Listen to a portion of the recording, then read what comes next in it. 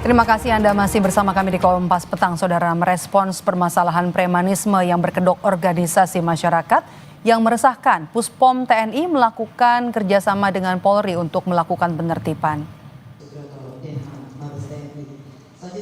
Dan Puspom TNI Maijen Yusri Nuryanto menyampaikan TNI terus melakukan kerjasama dengan kepolisian dalam menjaga keamanan dan ketertiban. Ia pun menegaskan jika ada oknum TNI yang terlibat dalam organisasi masyarakat dan meresahkan warga, maka Puspom TNI akan langsung menangani kasus tersebut. Sedangkan jika anggota ormas yang meresahkan berasal dari masyarakat sipil, maka kasus tersebut segera ditangani oleh Polri. Ya, intinya kita tetap tujuannya adalah menjaga keamanan, kenyamanan masyarakat. Ya, selalu kita bekerjasama dengan Polri untuk menjaga Kamtibmas. Kita memang ada fungsi di sini adalah lead pamfik, ya. Lead ini adalah intelijen, ya, di mana kita selalu berkolaborasi, bekerja sama dengan intelijen lain, ya, dengan kepolisian, kemudian mungkin dari BIN, kemudian dari BAIS, ya. Ini ya informasi-informasi yang ada lah. Jadi kita combine, kita analisa untuk dilakukan pencegahan-pencegahan. Kalau memang di ormas itu ada, mereka tentunya orang sipil, ya. Nah, nanti yang menangani adalah dari kepolisian. Nah, kalau ada oknum TNI-nya, baru kita yang menangani. Sementara itu, Komisi 3 DPR melakukan rapat dengan advokat anti premanisme atau Tumpas pada Rabu siang. Anggota advokat anti premanisme Saur Siagian menyampaikan sejumlah contoh aksi premanisme yang meresahkan di kalangan masyarakat. Saur menyebut tindakan meresahkan itu tidak hanya berupa ancaman verbal, melainkan juga tak segan menggunakan senjata. Saur mendesak Komisi 3 DPR untuk segera menangani permasalahan premanisme yang berkedok organisasi masyarakat.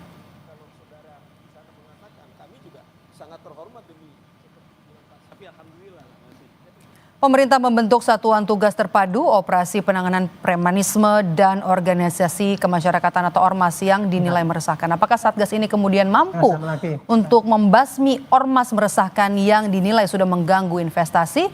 Kita akan bahas bersama dengan Koordinator Tim Advokat Penegak Hukum Anti Premanisme Saur Siagian dan juga penasihat ahli Kapolri Arianto Sutadi. Selamat petang Bapak-Bapak. Selamat petang Mbak Maido. Selamat sore. Saya mau ke Bang Saur terlebih dahulu yang kemarin sudah ikut RDPU bersama dengan Komisi 3. Apakah sudah tepat membentuk satuan ini, Bang Saur? Saya kira sangat tepat, ya, karena memang ini sudah sangat meresahkan, bahkan sudah menimbulkan kekhawatiran di masyarakat, dan saya kira apa yang dibentuk oleh pemerintah sangat apresiatif. Bukan saja beban ini dibebankan kepada para penegak hukum, dalam hal ini kepolisian, tapi semua aparat organ-organ negara. Sebab gini, Mbak Maido, ormas ini kan didirikan tujuannya untuk membantu negara untuk menuju tujuan daripada negara itu sendiri. Tentu tujuan negara adalah untuk kesejahteraan, kedamaian, dan juga tentu ketertiban masyarakat. Nah, yang kita lihat kan sebaliknya. Nah, dasar itulah karena memang sudah sangat telanjang kalau bahasa kami, perbuatan tindakan-tindakan daripada ormas ini saling serang satu dengan yang lain, mengancam pemerintah yang sah, konstitusional. Bahkan kalau kami kutip misalnya Maido, di waktu misalnya kami sebutkan salah satu organisasi mengatakan kalau kami kirimkan 50.000 ke Gubernur Jawa Barat, kami yakin dibilang polisi tidak bisa membubarkan kami. Maksudnya apa? Ini kan dia sudah merasa di atas hukum. Nah, itu kan sudah jelas ancaman-ancaman.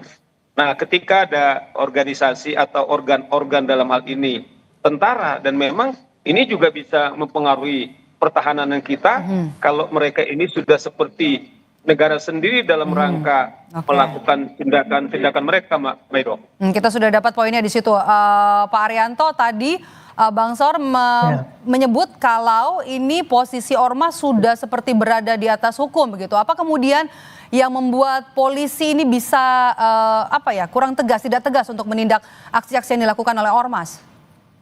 Saya maaf ya, saya akan fokus pada premannya dulu ini ya.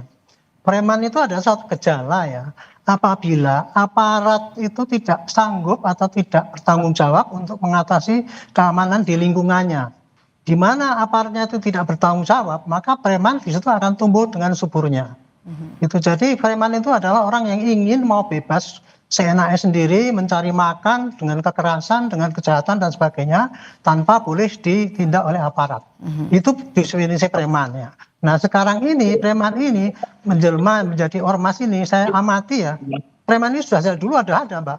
Nah sejak reformasi ini mereka itu preman itu kalau melakukan premanismenya itu mereka sering mengaku-ngaku LSM, berkedok ormas gitu. Nah terakhir terlihat belakang ini kan.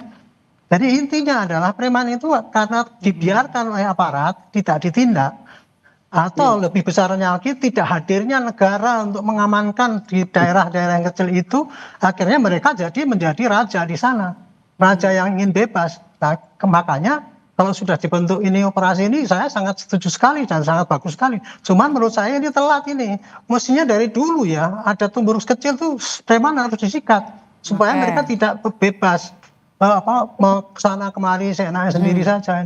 Terutama yang sekarang ini sudah begitu masifnya. Ini perlu turun tangan dari pimpinan negara ini supaya menyetop ini gitu. Bukan hanya pimpinan keamanan saja. Karena kelihatannya keamanannya agak ragu ini.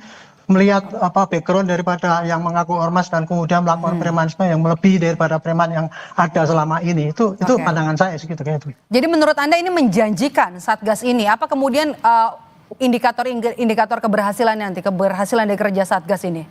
Bukan menjanjikan, harus berhasil. Ini harus berhasil. Kalau nggak berhasil, waduh konyol, udah malu kita. Negara masa kalah sama preman kayak gitu.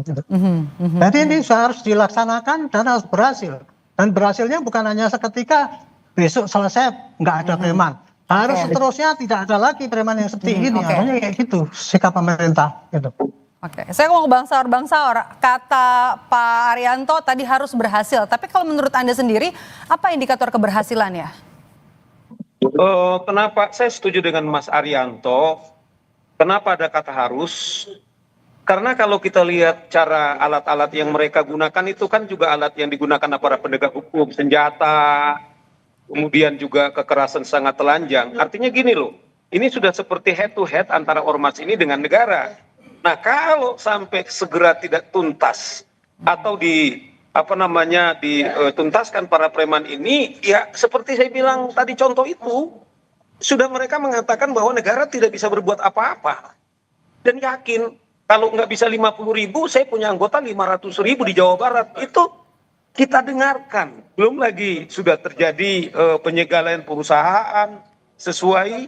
Padahal kan dalam undang-undang ormas itu, kalau sampai mereka melakukan tindakan melampaui atau seperti aparat penegak hukum, itu sudah bisa dipidana atau mengancam melakukan kekerasan, itu jelas sudah bisa dipidana. Nah, apalagi Mbak Medo, saya betul-betul ini jantung karena tim ini juga, Satgas ini juga untuk supaya lancarnya investasi. Nah, memang sekarang ini salah satu mengapa investor datang ke Indonesia adalah salah satu faktor ormas sampai sudah mengganggu iklim, jangan sampai mengganggu iklim investasi ya Bang Saur. Kalau saya mau ke Pak Arianto, bagaimana dengan potensi overlapping wewenang nanti Pak Arianto?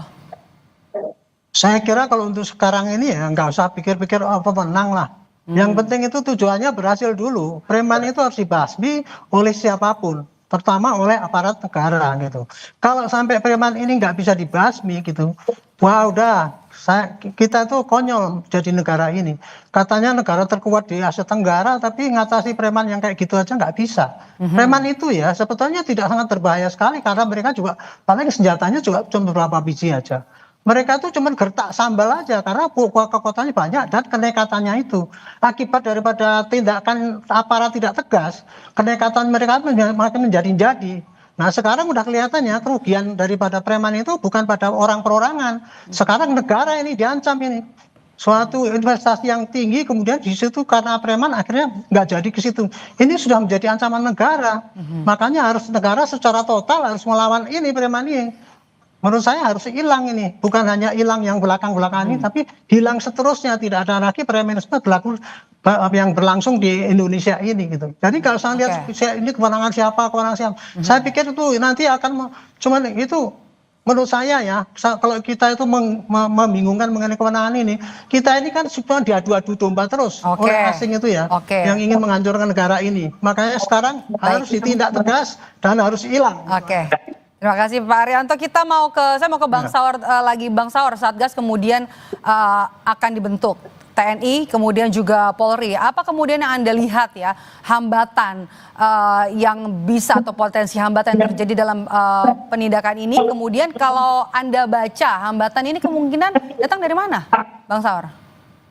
Nah, tadi saya ulangi seperti Mas Haryanto. Misalnya kami advokat, dalam 2 hari kami berkumpul hampir lebih 100 orang, masing-masing advokat lintas organisasi. Karena kami sebagai penegak hukum, kami juga terpanggil untuk menjaga sendi-sendi negara hukum ini bisa terjadi. Sekalipun kami tidak bisa menangkap seperti Pak Arianto untuk dulu polisi, atau katakanlah teman-teman tentara dalam pertahanan dipersenjatai, tetapi karena ini juga pelecehan kepada profesi kami sebagai advokat, kami terpanggil. Jadi seperti Mas Arianto bilang, wartawan juga medot juga dengan talkshow ini, kemudian menjadarkan masyarakat, kemudian korban juga harus ikut bermasyarakat. Nah, kalau kendalanya menurut saya lebih kepada psikologi. Dalam arti begini, kadang-kadang kan para penegak hukum kalau saya segera tindas, ini nanti apa dampaknya? Jadi harapan besar ya kepada Satgas yang akan dibentuk untuk memberantas aksi premanisme yang dilakukan oleh Ormas. Terima kasih sudah bergabung bersama kami, Bang Saur Siagian dan juga Pak Arianto Sutadi. Sehat selalu Bapak-Bapak. Terima kasih. Selamat sore. Terima kasih Mas Arianto.